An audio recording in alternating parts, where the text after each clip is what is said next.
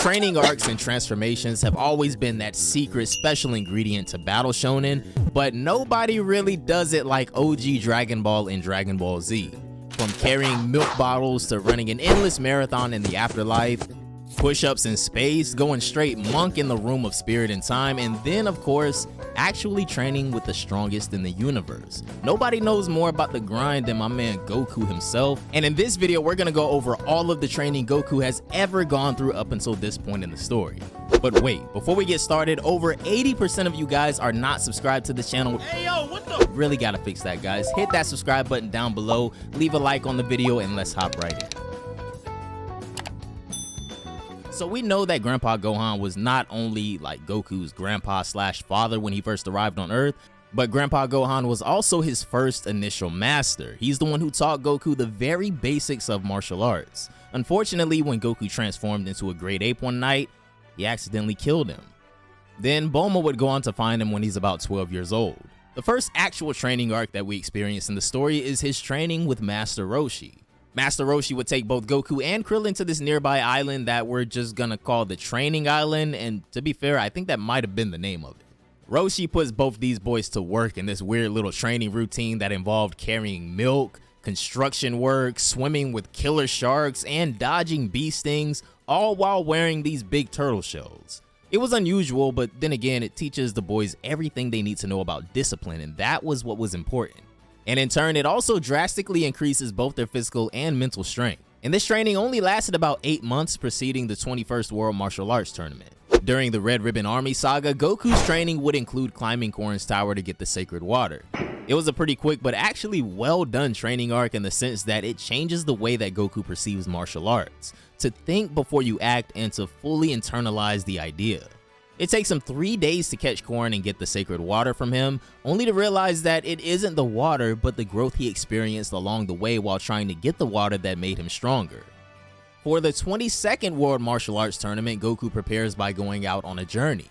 After our second martial arts tournament in the story, things really end up going south because this is when King Piccolo would enter the picture.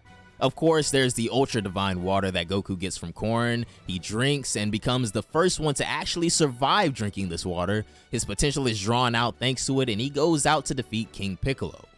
Next, Goku returns to Korin and learns about the lookout. He goes straight up to the lookout, and this is when he meets Mr. Popo for the first time.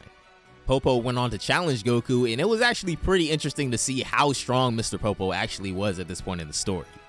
Kami revives Shenron, and Goku's friends are brought back to life as well, but as for Goku himself, he stays with Kami and Popo to train.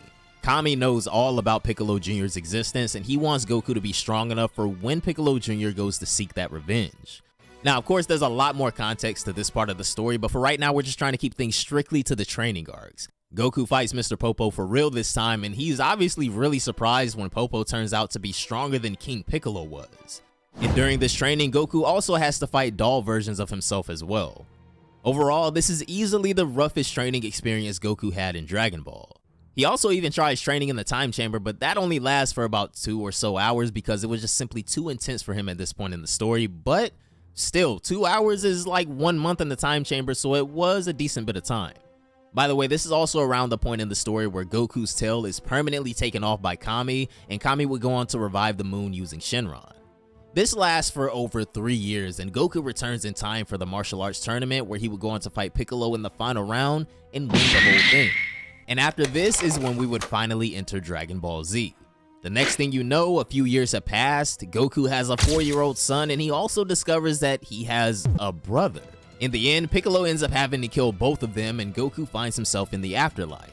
He knows that 2 even stronger Saiyans are about to invade Earth in a year, and so, upon King Yema's instructions, he starts making his way down Snake Way and eventually finds King Kai's planet.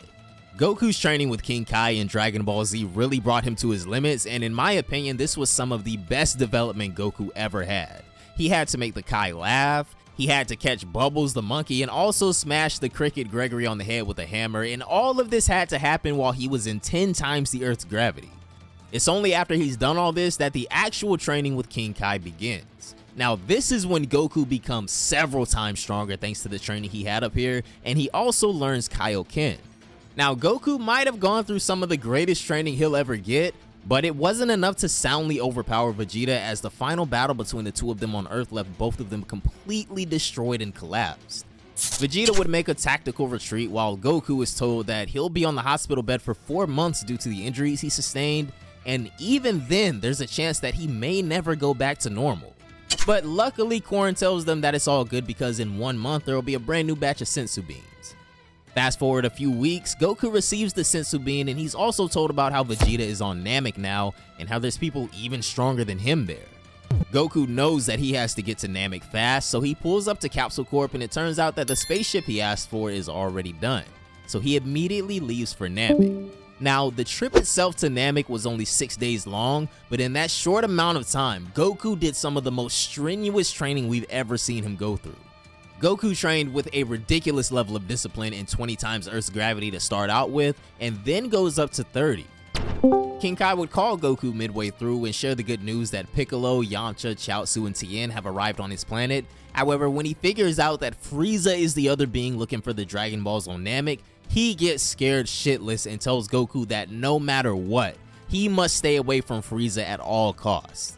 Looking back, King Kai was absolutely right hyping up Frieza like this, but Piccolo just seems to think that him and Goku will be enough to take him out.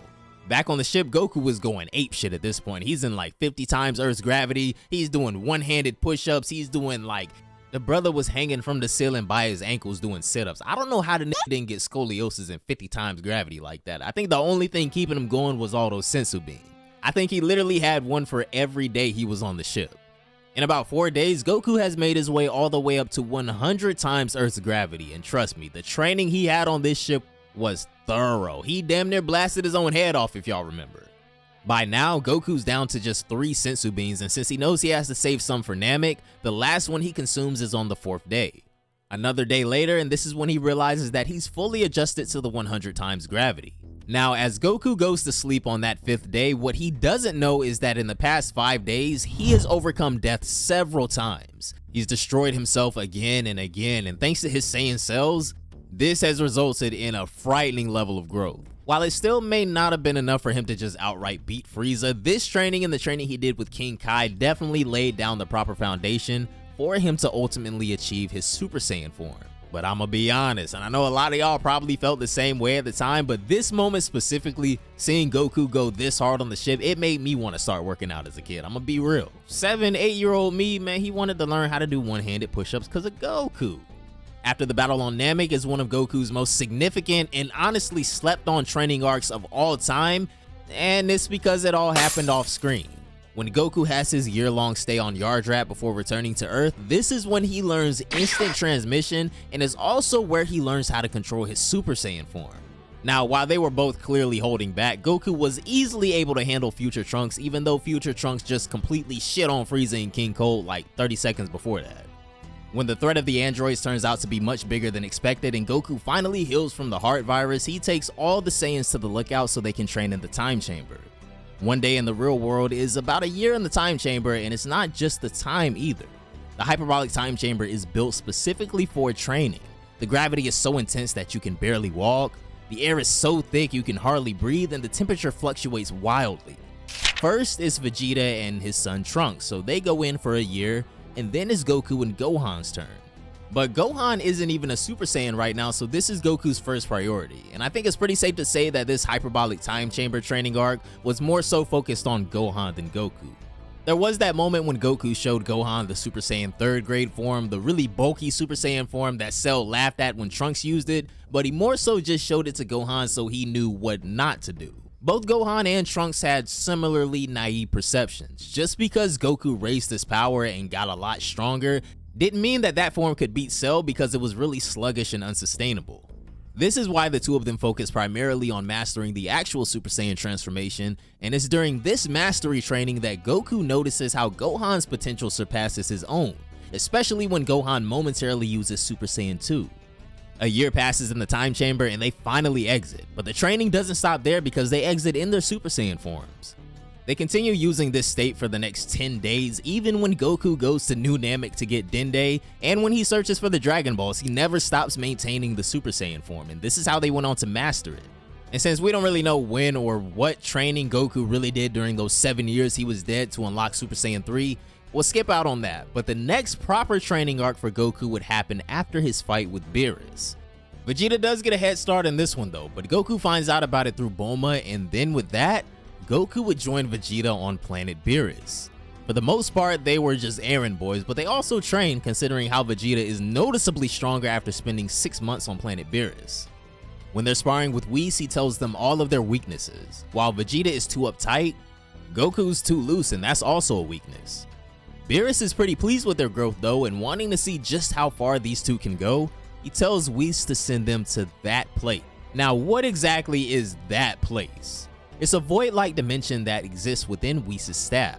Goku and Vegeta can't move once they're inside. It's kind of like the hyperbolic time chamber, but without an exit. But it's not until Vegeta realizes that they can't move because their ki is leaking out that something crazy happens. Whis brings them back just when they were starting to get the hang of it. The whole thing with Frieza happens, and then the boys are back to training again. We see them doing all types of crazy stuff like finger push-ups and wearing these heavy suits. Overall, Planet Beerus goes on to become the second home for Goku and Vegeta. Whenever nothing else is going on, you can always find them here training. Fast forward to a couple of arcs later, and we have the Tournament of Power. We didn't really get a major training arc here because it was on too short of notice, but Goku does go on to train with Gohan, Krillin, and Frieza.